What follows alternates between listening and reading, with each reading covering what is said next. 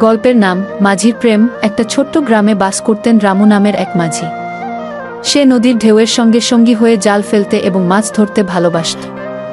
তার জীবন ছিল সাদাসিধে, কিন্তু তাতে ছিল একটি বিশেষ আনন্দ। একদিন গ্রামের পাশের মাঠে কাজ করতে গিয়ে রামু প্রথম দেখল মিনা নামের একটি সুন্দর মেয়েকে।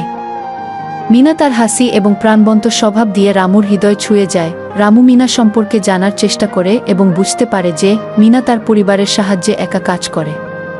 রামু তার সারাদিনের ক্লান্তি ভুলে গিয়ে মিনা ও তার পরিবারের সহায়তা করার সিদ্ধান্ত নেয়। দিনের পর দিন রামু মিনা ও তার পরিবারের সঙ্গে সময় কাটাতে থাকে, সাহায্য করতে থাকে এবং তাদের সুখ দুঃখের অংশ হয়ে যায়। মিনা রামুর আন্তরিকতা এবং ভালোবাসা উপলব্ধি করে এবং তার প্রতি আকৃষ্ট হয়। একদিন একটি বড় ঝড়ের রাতে যখন নদী উত্তাল হয়ে ওঠে, রামু সাহসিকতার সঙ্গে মিনা ও তার পরিবারের নিরাপত্তার জন্য কাজ করে।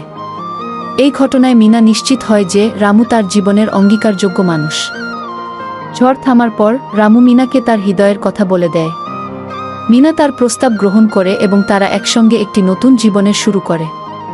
গ্রামে রামু ও মিনার প্রেমের গল্পটি একটি উদাহরণ হয়ে ওঠে যে সত্যিকারের ভালোবাসা কোনো সীমানা মানে না এবং সহানুভূতি ও যত্নই প্রকৃত প্রেমের ভিত্তি। এভাবে গ্রাম বাংলার সাদাসিধে জীবন ও প্রেমের সুন্দর গল্পের পটভূমি হতে পারে। ভিডিওটি ভালো লাগলে সবাই লাইক, শেয়ার অ্যান্ড সাবস্ক্রাইব করবেন। ধন্যবাদ সবাইকে।